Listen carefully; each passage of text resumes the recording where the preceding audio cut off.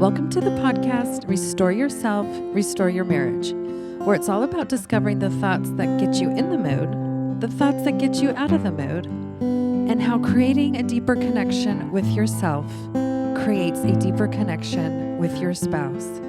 I'm your coach, Shelly Anderson, coaching you through life, love, and intimacy. This is episode number 116. The storm is coming. Learning how to navigate the sexual storms to prepare us for life's storms. So this is basically preparing your marriage, strengthening your relationship, because there's some troubles coming, whether that means in your personal life and things that happen just to you personally in your family, or in the economy or society in general. I think most people listening to this probably see some storms happening and building up around us already. We're seeing all kinds of things happening in our schools with our children, and the attack that's happening on the family there, the attack on gender, and the attack on sexuality, and the attack on people who want to be good even, right? The judgment that we put on people, and the fear that causes anger and hatred and suffering and,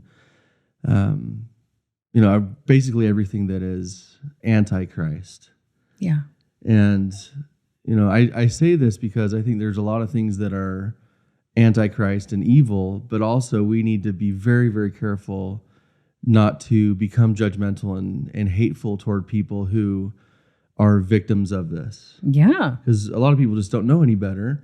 And so part of the reason that we wanted to do this podcast is to prepare people and how they think about things so that they don't get sucked into an unknown pitfall. Yeah. And I think also something that happens that maybe people don't realize is that they just don't know there's another way to think. Yeah. Right? It's like something's going on, they're experiencing something negative, and they can just get really stuck thinking about something one way. And maybe they want to improve things, but they just can't see how to quite get there. And so they end up just getting stuck or trapped and not being able to improve things, even though they would like to. Well, and for those that are listening to this and not watching it, just so you know, I'm wearing a camo shirt because I thought this would represent the battle that, we're preparing for, right? Like there's, camo so that you can hide and get ready for the enemy, right? Yeah. I don't want to look at this like a battle toward other people. It's a battle toward false thinking. Yeah. And so what I want to do is prepare myself mentally so that I know that I can easily become a victim of creating a false reality around myself and justifying the blame that I have toward you or others, or the anger that I have toward others, and justifying that because I'm on the right side and they're on the wrong side. Mm-hmm. Yes, there's good and evil, but how we think about the way we respond to it is critical in how much we're going to be able to help other people and to how strong we're going to be when we just want to give up, or we want to lose our faith, or when we decide that feeling bad actually feels kind of good because it gives us excuses to act a certain way. Yeah, that's so true. Well, something that was really on my mind too, as we were preparing for this podcast, is that a lot of times when people start working with us, or they take our course, or we're doing one-on-one coaching with them, there's something that starts to happen as they challenge their own thinking and, they start using the self-coaching model. There's kind of an unlocking that takes place. And I usually tell my clients to look for it, right? Like there's going to come a moment where you really start to think about something different and you're going to feel it. It's going to physically feel different. And with that comes this storm. Yeah. There comes a storm of emotions that they don't always know is coming. And sometimes those emotions can be really good, but they can also be mixed with some negative emotions, like, why didn't I know this earlier? Why haven't I been taught this? And maybe some regret or some remorse. And so it can be a huge mixture of all kinds of emotions. Is that because for a long time, maybe somebody has been hiding from the truth, right? Or hiding within what they think is the truth when they realize that things aren't quite the way that they think they are, and when they start to see things as they really are, and they start to even see the spiritual battle as it really is, or start to see that maybe they were blaming somebody when they didn't really deserve the blame. And when we have those moments of clarity, I think about it in terms of addiction. That's my experience in life is through things, whether it's substances, alcohol, drugs, or whatever, but also blame and anger and fear. These things all cause addictions too. Yeah. And so when we have these moments of clarity, when we realize I have a problem, right? That's the first step, is to admit you have a problem. And then the big deal is, okay, what am I going to do about it now? Yeah. Right. And taking that next step after you realize you have a problem is maybe even harder than realizing that you have a problem, because now all of a sudden the storm is real. It's upon you. You can't hide from it anymore. Yeah, there's no more avoiding it. And I think that's like what a lot of people experience. And then when they are in the middle of that storm, there, yes, what you're saying about the fear, that really comes to light. Like, oh my gosh, I'm having all these emotions. What am I going to do with it? It's going to be too much. I'm used to just kind of holding things back. And so there's a lot that's happening. And so a lot of times it's very similar to the storm. And people, even without me bringing it up, will often refer to it as like, there's just this surge and this storm of emotions.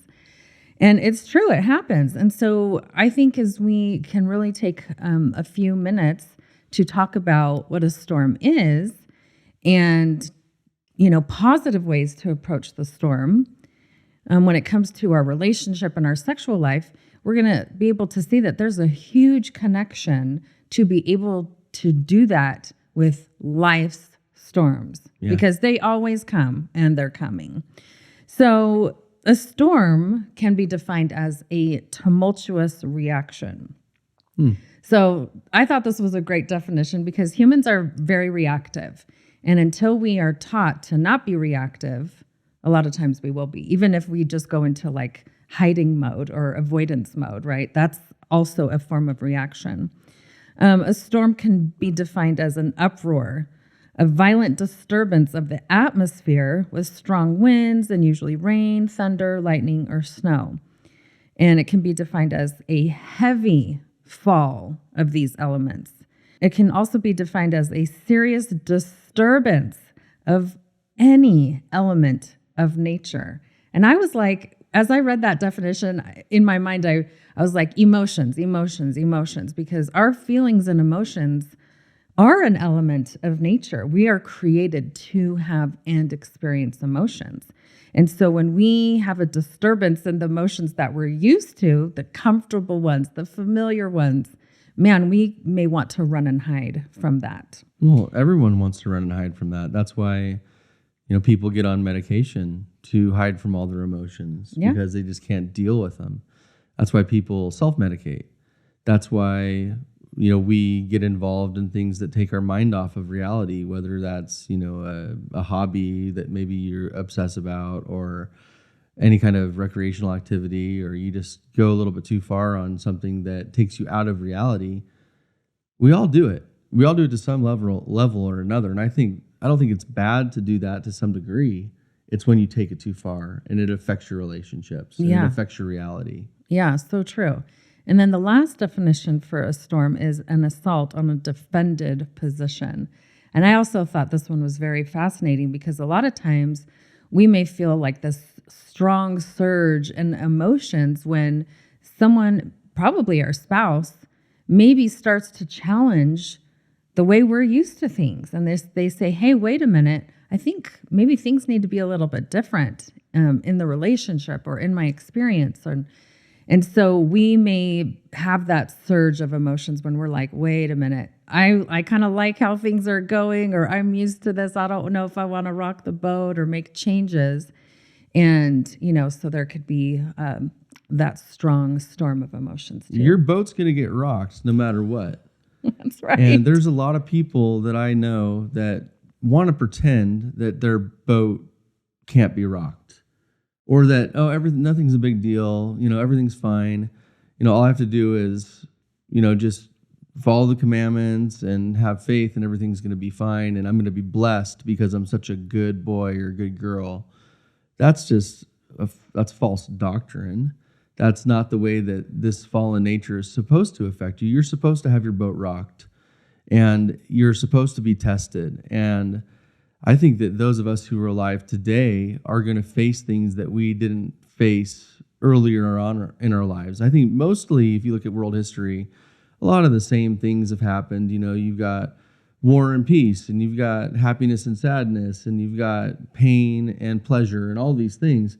Well, that's all going to be true throughout the course of time in this mortal life, but how those things raise their ugly heads may be different, right? Like, I don't know. I don't think that a lot of people are used to having one of their children come home and now all of a sudden they want to be called by, a pronoun of the other gender, right? And all of a sudden your son now is your daughter.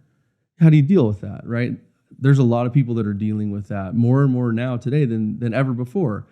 And are you going to disown them? Are you going to freak out and push them farther away? Are you going to love them? Are you going to try to understand why they're doing that? Like, these are all options, but that is a major storm that people are facing. Yeah. There's a major storm people are facing with political differences within their own families and within their own marriages, right? Now, all of a sudden, you have another election coming up in 2022, and in November. But then you have another presidential election coming up in 2024. And maybe you have completely different viewpoints on what the country should be doing politically. Maybe you were deceived by something in the past, and now you're realizing that you were deceived, and you're overcoming your pride when it comes to something that you were very strong on before. And now all of a sudden you're like, whoa, I was wrong about that. But do you want to admit it? Maybe your whole professional life might be in jeopardy because now all of a sudden you realize that you're standing for something that was fake and false. And now you realize you might have to change your profession because all of a sudden you realize that the truth is more important than just your income. These are things that are going to hit you. Yeah.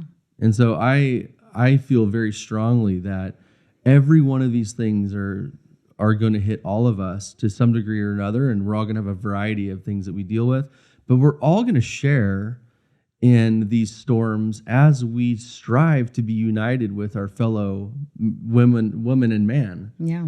And we try to have relationships with people, and we try to create a Zion society, which I do believe is required if we're going to make it through the storms that are coming. Yeah, so true. So in order to help in that process, we want to talk about some things that are beneficial and effective and helpful when we are facing these storms, so that they don't just continue to get worse and we continue to run and hide, but that we can know how to get through them with effectiveness. Okay, so the first step would be to keep responsibility where it belongs. And what we mean by that is that each spouse really is in charge of managing and owning their own sexual experience. And this may just seem so obvious, right, when we hear it at first, but this is actually a huge challenge for couples, especially when they come to us for some help and guidance, is because they actually aren't taking full responsibility for themselves. And because of that, there ends up being some kind of controlling tactics that get involved, right? And a lot of times it's not obvious controlling. It might be in the form of guilt trips or manipulation or trying to be condescending or saying critical things, right? Like, oh, if I say this about, my husband's high sex drive, maybe he'll get a grip on it. Or to use that as a weapon against him or her. Now, let's make a comment on this because you're starting off with owning your own sexuality. Maybe before the storm comes, you don't have any problems with your sexuality. Maybe your relationship's really strong in that physical intimacy side of things. And maybe that's what you've just depended on. It's like everything's good because our sex life is good. Here's what's going to happen. Anytime there is a struggle in a relationship, one of the first things that starts to suffer is physical intimacy. Yeah. If you don't think that this storm and this opposition in your relationship isn't going to attack physical intimacy right off the bat, then that physical intimacy may not be exactly what it should be in your marriage, right? Maybe it really is just a physical getting off on each other, and something that a lot of women feel is like, hey, my husband is basically just using me as his prostitute or his concubine or whatever. And husbands might feel the same way about their wife. I don't know. But that leads to all these other things that disconnect us in all the other areas of intimacy too. So this is a major one that if we can take hold of this and control it, and well, not control it for the other person, but manage it for ourselves, then we will have the ability to be more alive to the rest of the areas of intimacy. Is that right? Yeah, it's so true, because one of the beauties of becoming an adult is that you get to make decisions about yourself, right? You no longer have mommy and daddy, hovering and saying, you shouldn't. Right. This is how you need to do everything. And you get to take that authority for yourself. And sometimes we don't always extend that out into every area and every aspect of our lives. And we still kind of end up waiting around for other people to manage it for us. And unfortunately, this does show up in the sexual relationship. And I think part of being able to get in tune with how to manage your own sexual experience, your own arousal, your own desire, is to really be able to speak about it in a way that comes from a place of authority about yourself, and not in terms of what your spouse thinks about it or your spouse's desire, but really as an authority figure of how you're experiencing it. And so sometimes if something's bugging you, like let's say this one comes up a lot for couples, right? It's like bedtime. It's the bewitching hour, and kids are cranky, and it's bedtime, and maybe the wife is like doing most of the work and she sees her husband on his phone. Right? There's going to be a lot of thoughts and emotions that come with that. And then, of course, it's going to have an effect on their intimacy. And I think it's going to be important for a woman to also own her storm. Like if there's some negative emotions, it's okay to say, I'm a hot mess right now. Yeah. It's okay to own that and verbalize that. There is so much power and confidence that comes to the relationship, even in owning the negative. And I think we really gloss over that. Well, for yourself and for your spouse. Yes. Or your significant other, or in any relationship, right? Because we have to remember that we each have agency, and we each have the right to be a hot mess. Yes. And so as your husband, when you're a hot mess, and yes, Shelly becomes a hot mess, and so do I. Yes, I do. It's really important that I give her space to be that. Yes. And by doing that, by being conscious of the space I'm giving her, I all of a sudden am now aware that she's a hot mess. And I'm not just ignoring it or thinking, what's wrong with her? What's her deal? Because if I don't give her space to be a hot mess, then I will automatically go to the blaming area where I'm just like, what's her problem? And the controlling mode. Yeah. Like, I don't want her to be a hot mess. All of a sudden, I'm like, what's her problem? She shouldn't be a hot mess. Yeah. Well, that's not my right to say that. What I can do now, though, now that I'm aware that you have the right to be flustered and frustrated because you're a human being and you're an adult and you have the ability to be that way. Now, all of a sudden, I'm aware of it. Now, my responsibility is to do something about it to maybe help you or give you the space. At a minimum, I need to give you space. Yes. The next step of that might be, you know what, I'm going to help her with the kids. Oh my word, I just realized that she's a hot mess and I'm contributing to it because I'm on my phone playing Candy Crush while she's dealing with all this stuff.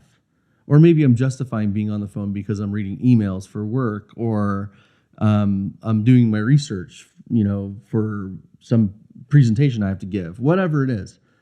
Can I take 5 minutes and help her with the kids?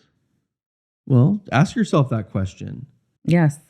And I think as we are able to really remind ourselves that we are the authority figure of our own experience in life, our own thoughts, our own emotions, is that as we do that, we do give that space to our spouse, and it allows us to not become so easily offended. Oh my gosh. I was just thinking about being offended by people, even in church or in your social circles. It's true. It's true. If we don't have a grasp on this concept that like every adult, they are their own world, they are the authority of their own world and their experience, we can become so less offended. I love the concept of this word of being triggerless. Yeah. Right? Like, of course, it's not going to happen every second of the day where we're never bothered. As we start to embrace these concepts of every adult is fully responsible for themselves and to manage themselves, me as a wife, I'm not in charge of managing you. No. I'm not in charge of controlling you or manipulating you. You're in charge of you. I'm in charge of me. You have influence just because I care what you think. Yes. And I want to contribute to your happiness. But that comes from a totally different place. Yes. And by it coming from that place within me and not from you controlling me, it's a much more effective way for me to change. It's so true. It's so true. And the same thing happens in like your social circles, or even and I'm going to say this for general religious organizations, because I think a lot of people are leaving their religious organizations at this point because they feel like they're being tricked to think that their religious organization has some kind of power over them. Yeah. No religious organization in this country has power over anybody. We might think, oh, well, this leader has authority over me. No, they don't. No. Even in our church, we believe that there's a prophet on the earth. And I want to listen to the prophet and support the prophet and listen to what he has to say, because it will help me navigate the storms in life. But the minute that I think that, oh, he offended me because he said something that I don't believe in, and I'm leaving because I don't want to be under his control, that's false doctrine, and that's a lie, because not even the prophet has control over you. You still have control over what you do and how you respond. And just because you disagree with something that a bishop or your pastor or a minister or somebody says to you, now all of a sudden your responsibility is to take that advice or that teaching or whatever and reconcile that within your own faith and learn from it and try to go through the storm and ride it out and try to understand what that other person is saying and giving them the agency to do what they're supposed to be doing in their role or in their stewardship. But all of a sudden, if you're offended and you just leave. Yeah. And, I think this is such an interesting and important point, because number one, I think there can be a natural tendency to want to run away when something's challenging.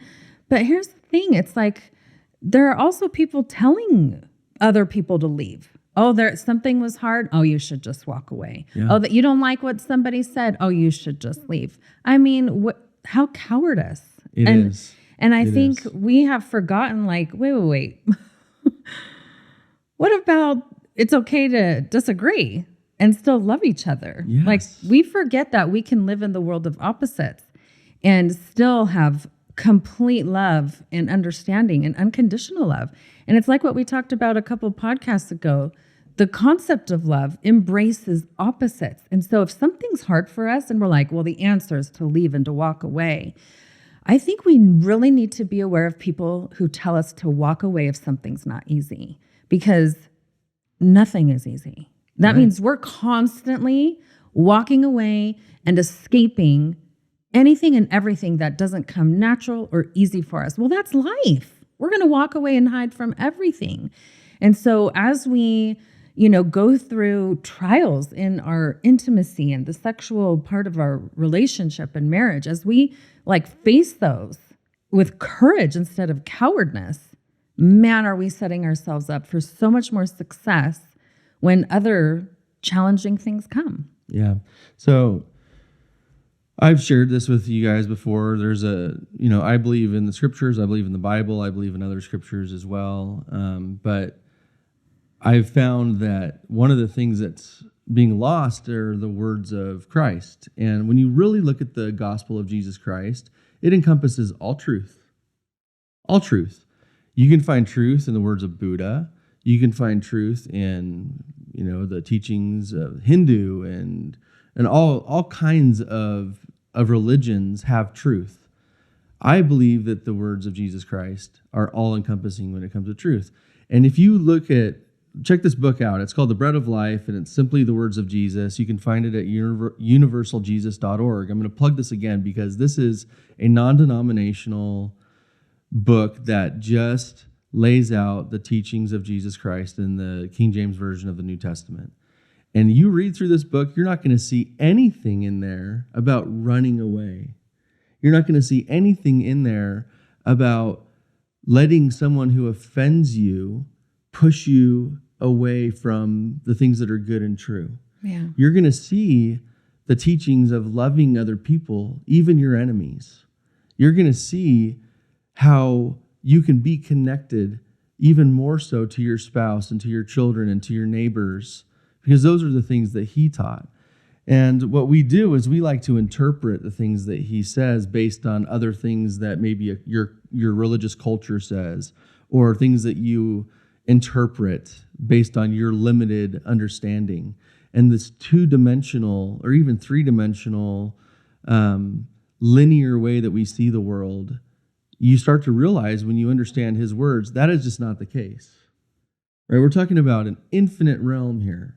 We're talking about the ability to learn and grow through every single experience we have. And because of his mercy and the atonement that he went through so that we could overcome our humanity and our weakness, that's always there for us. But he teaches us to learn and grow through the hard things. Yeah. And I think that's probably one of the biggest storms that we're facing right now, is that we're forgetting what the truth is, and we're just being blown all over the place by all these different doctrines and these worldly doctrines and these man-made recipes of what it means to be happy or what it means to have true intimacy. No, find out for yourself, but don't be offended along the way so you lose all the progress that you made. Yeah.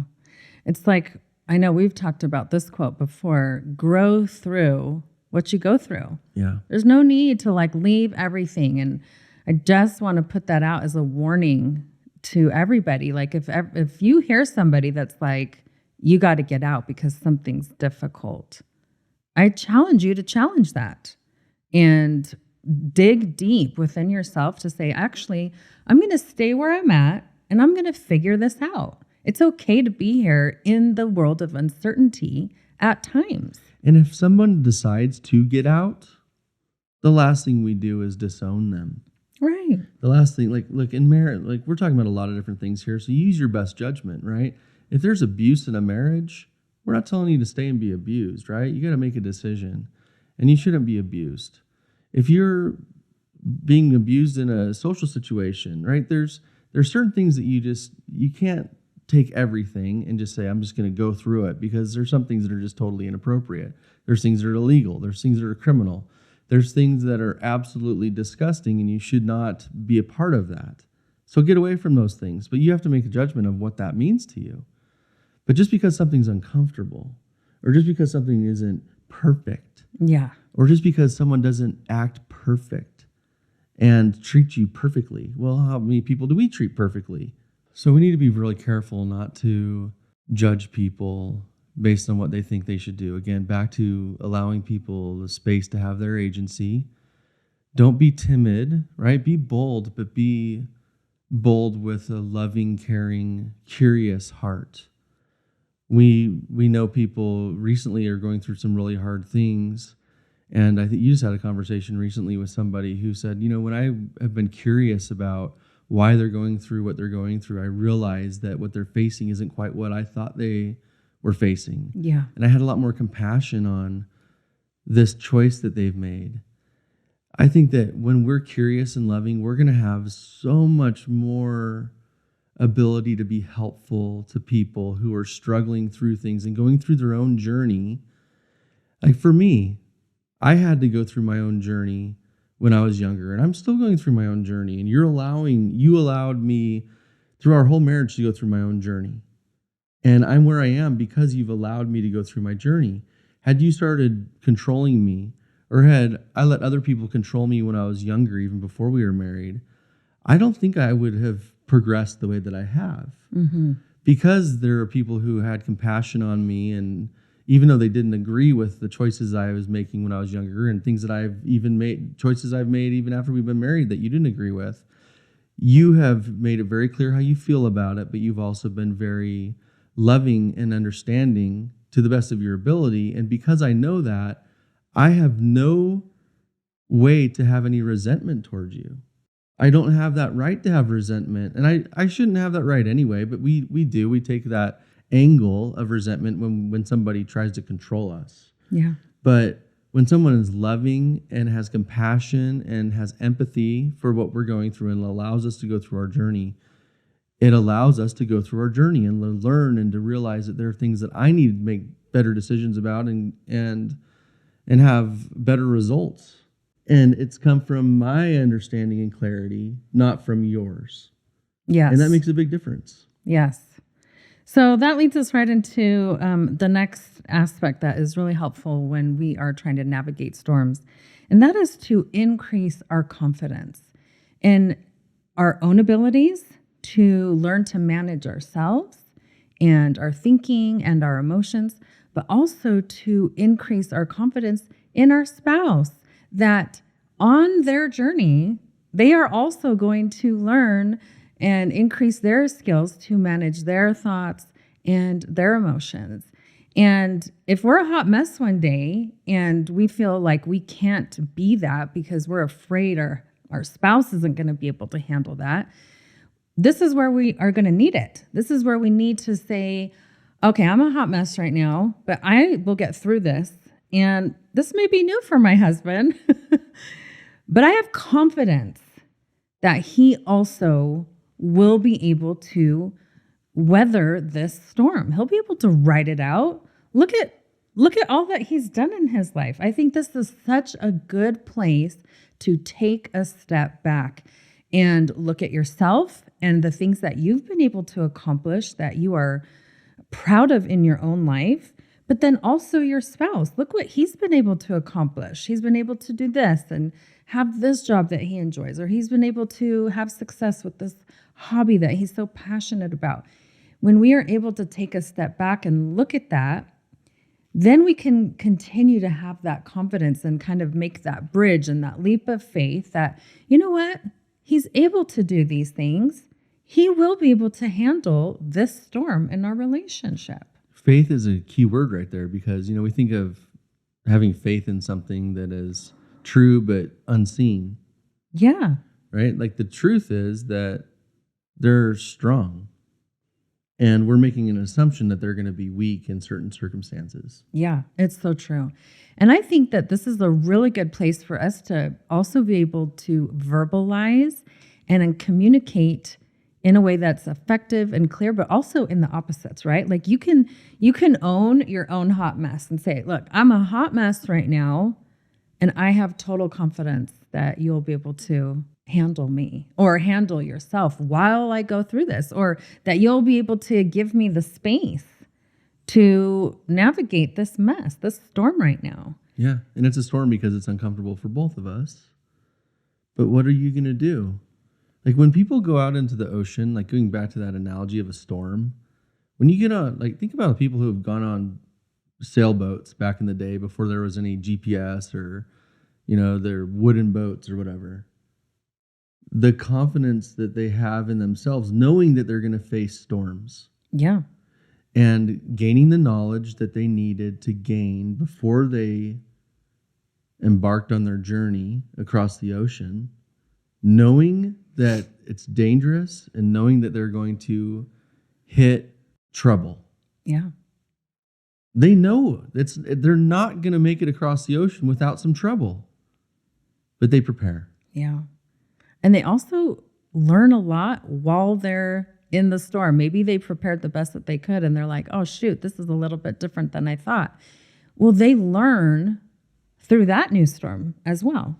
And I think that's also how we experience life. It's like we do so much to prepare ourselves and to learn from our past. But then also as we're going through the marriage, we're like, oh, I didn't expect this storm. Yeah. I thought I was prepared, but no, I'm not prepared for this. And that's okay. As we learn to navigate it, we're still learning. And that's going to help us for the next one. And that's really what we're trying to teach people is how to be prepared for the unexpected. Yes. So I think also what you said with assumptions is this is an important place to remember not to make so many assumptions of what our spouse can't do or can do. A lot of times we're going to be like, oh, he's not going to be able to handle me. He's not going to be able to handle this storm. Well, our job is to handle ourselves. Yeah. Like if I'm going through a big storm, your job is to handle your own uncomfortableness with me going through my storm. Yeah. Your job isn't to manage my storm or change my storm or control it or diminish it or none of those things. So we can have this increased confidence when we are able to keep that concept in mind that I'm in charge of handling my storm. It's thought work. It is thought work. It's so huge. And another thing also to keep in mind is that a lot of times the storms don't last for years and years and years and years and years. Storms come and storms leave. And so I think it's important to remember and allow us to increase our confidence that the storm that we're going through is temporary. It may feel super heavy and strong right now, but there is going to come a time of relief where things lessen. Well, think about a scenario with, we have friends that have gone through major health issues and are currently going through major health issues. I think about praying for sight. If you all of a sudden you lose your sight, okay, let's just use that as an example. Let's say that I'm in an accident and I go blind. Let's say my sight never comes back in this life. So that storm is going to be there. But the thing that is beautiful about being a human and having faith and having confidence that the way that we're built and created is to compensate for those things too. So things might never go back to the way they were before, but over time you learn how to live with blindness and your other senses compensate for that. And there's beautiful books out there about people who are blind and deaf and have these challenges, but they start to see the world maybe even more clearly than they did before. Because that storm will go away as we learn how to deal with it. Yeah, so true. Or the intensity of that storm might be much less than it was. I love that because as we are going through them and learning how to re-navigate our lives, other skills or other senses will be heightened. And that can help us through the storm, even if it never goes away. Yeah, I think about people who go to war and come back, having lost their legs and their ability. Let's say they've lost their ability to be physically intimate with their wife. There are a lot of people out there that have learned how to deal with that and learn how to have joy even without that side of things. And if they can do that, then, you can kind of do anything, right? Yeah. I mean, there are things that people go through that I'm like, I don't know if I'd be able to go through that. But I know, faced with that, the avenue for me to find the newness and to find the new way of thinking about it and the new way to live, I know that will be available to me, and it will just be up to me whether or not I choose that path. Yeah, so true. The last concept that we wanted to talk about as a way to help navigate the storms is to let go of expectations. This has nothing to do with lowering standards, right? It's because this is a higher level of thinking. And so when we let go of expectations of how people should be doing things, then again, we're giving a lot of that space and that freedom for each person to experience and navigate life according to their own authority. We need to let go of the expectations of how we think the sexual experience should be for our spouse. Yeah. I hear so many times from both the husband and the wife, well, sex should be like this, right? And then they will insert whatever word or words that they assume how that sexual experience should be. And usually what they're trying to accomplish is say, hey, this is how I experience sexual desire or sexual arousal. So my spouse should experience it the same way. And they really do have this expectation, but no one has really taught us to have that expectation, but we do. Yeah. And it shows up a lot. And maybe it's just from society or the culture or whatever, but it's actually incorrect. And it's a false assumption. And this assumption does a lot of damage. We need to remember that there are 6 categories of how a woman and how people experience desire or experience arousal. For us to assume that our spouse should experience arousal the exact same way that we do is incorrect. It's okay if we haven't known these things and we kind of have fallen into this trap, but it's important now that as we learn this knowledge to understand and recognize, hey, my spouse probably falls into a different category of arousal than I do. And that is totally okay. Again, the goal is not to make our experience and our arousal be the same or our libidos the same. They're meant to be understood. They're meant to be understood, but they also are going to be different. Yes. Right? Most of the time, it's not going to be the same. Yeah. And so this may cause all kinds of storms in our relationship and in the sexual side of the marriage. And there's no need to run away from this, right?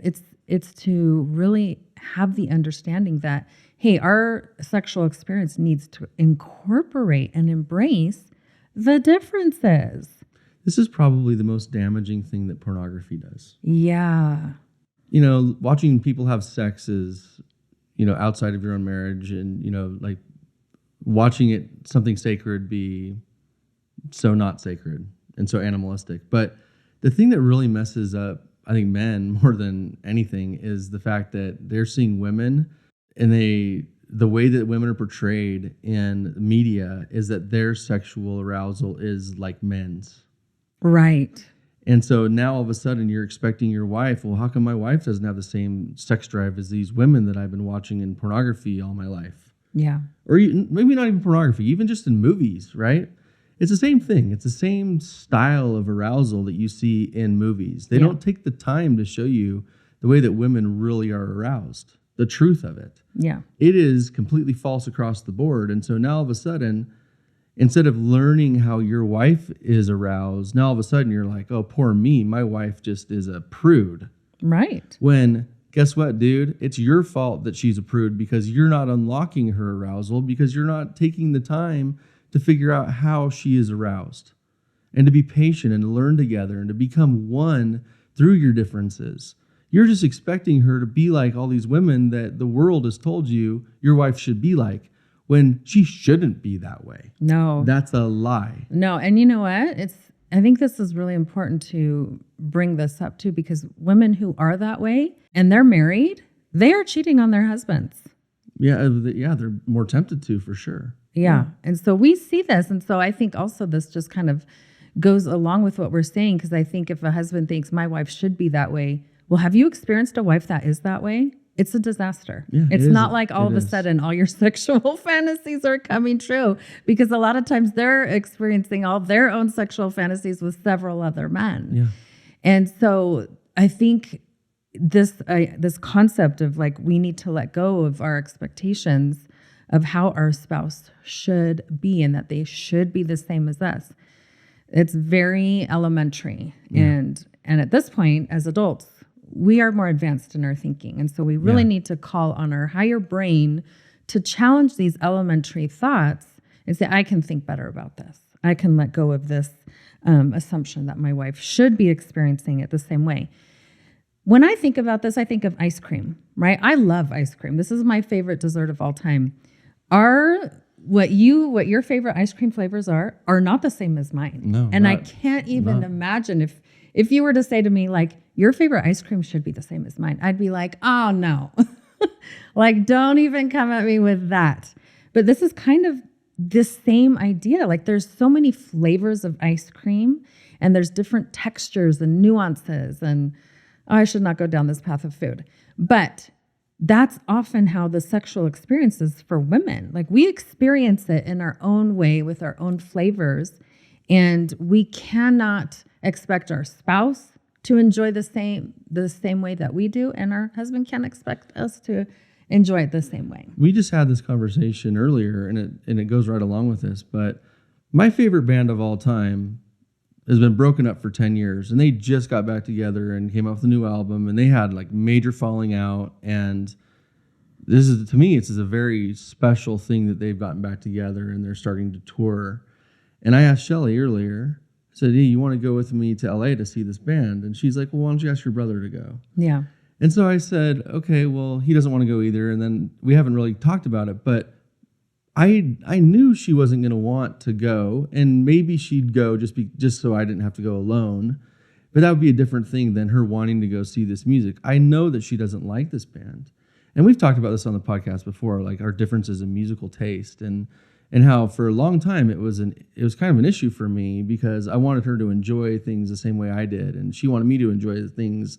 But when we realized it's okay, things are really okay with that. Yes. Like, I don't care if she doesn't want to go with me, and maybe I won't go. Maybe I'll find someone else to go with me. Maybe she'll be like, I'll go just because I don't want you to be alone. Again, those are for different reasons. But it's okay that she doesn't see this reunion of this band the same way I do. Right. As special as it is to me, it's okay that you don't see that. Yeah. Yeah. And see, this is the beauty of a relationship. Yeah. Is not trying to force the other person to be the exact same as you. It is allowing those differences to exist and say, and I still love you. Yeah. And it's okay that they're not the same. I still love you even though you have bad music taste. That's your opinion. I don't need a glass of your opinion. That's right. Okay. And just to kind of wrap up this concept, I know because men usually experience spontaneous arousal, and women's arousal is usually receptive and responsive to what's going on in her environment and how she's thinking and feeling. A lot of times we'll hear a husband say like, well, sex should just be spontaneous. It should be fun and easy. It is for the men. And that's exactly correct. But sex has never been easy for women. No. Arousal has never been easy for women. And it usually is never spontaneous for women. And so when we have this expectation, hey, it should be that way for my wife because it's that way for me, we're actually putting up a fight against biology. Yeah. That's a fight we'll never win. No. Because no matter how much you wish I had spontaneous arousal, I do not. I actually don't wish that anymore because I realize the benefit and the beauty of the way that you're wired. Yes. Yes. And what you just said goes back to something I wrote on my notes because I was like, I want to make sure I write this or that we at least hit on it. And this is the moment. I want to really pull out this concept that for women, getting on the intimacy track, challenging our negative thoughts about ourselves, our spouse, or about sex in general, learning how to awaken our dormant desire, that journey is orgasmic. Yeah. And I don't know if all the husbands know this, but for women, getting on that journey, experiencing all aspects of this journey is the most exciting part of the sexual experience. Your husband probably doesn't know this, so don't be hard on him. Right. Right? Like, understand that men are not taught this. They are not taught this. And when we are able to fully experience these sections of the intimacy track and then experience intimacy and orgasm, I mean, that's where the pleasure parts of the brain just start sparking and get ignited and say, yes, I want to return for more of that. It's when we are excluding and skipping all those steps and thinking that a woman's arousal should just be quick and instantaneously that women don't want to return for more because the pleasure part of our brain doesn't get ignited. Yeah, and if you go to our website, it's shelly.andersoncoaching.com. There are courses that Shelly does. One of them in particular is called The Intimacy Effect, Intimacy Beyond Sex. That course is amazing to understand these things, and it's geared more for women, but that's a course that if men were to experience that course, they would understand this much better too. So I highly recommend it for men as well. Yes, so true. Well, the final point, just to wrap it up, is that we need to also make sure that each spouse's experience is included and that neither is left out or ignored or diminished or put down, right? This is part of being able to let go of the expectations of how each spouse should be and instead approaching intimacy with how can we incorporate both of our needs and both of our arousal styles and both of our experiences. Let's combine them. Let's include both of them and embrace both of them. The last thing I'll say before you close up is the connection that a husband and wife have and the ability that they have to go through their own storms together will give them the ability to go through other storms outside of their marriage and to help others do the same. Now is the time to strengthen your marriage as much as possible, because the things that are on their way, the way that society is going, the way that our world is heading, and the challenges that we're going to have are different than the things that we've experienced in the past. And so the stronger you are, the more connected you are, the more you're going to be able to help your children, your grandchildren, your friends. You're going to be able to really help preserve the goodness of family. And we need that more than anything right now. So that is my plea to you. But don't do it for me. Do it for your own happiness. Yeah. I just want to end with a story that I wasn't planning on sharing, but as you were talking, it really came to my mind. Because while we're talking in the concept of the relationship and the sexual experience, we are relating this to real life. Mm-hmm. And it reminded me of a situation you and I experienced several years ago where a lot of people were making assumptions about us. Mm-hmm. And I don't need to get into the details, but I'm sure we've all experienced this. People make assumptions. And they had expectations, but mainly it was people had assumptions about us. And we navigated that storm with so much grace because of these concepts.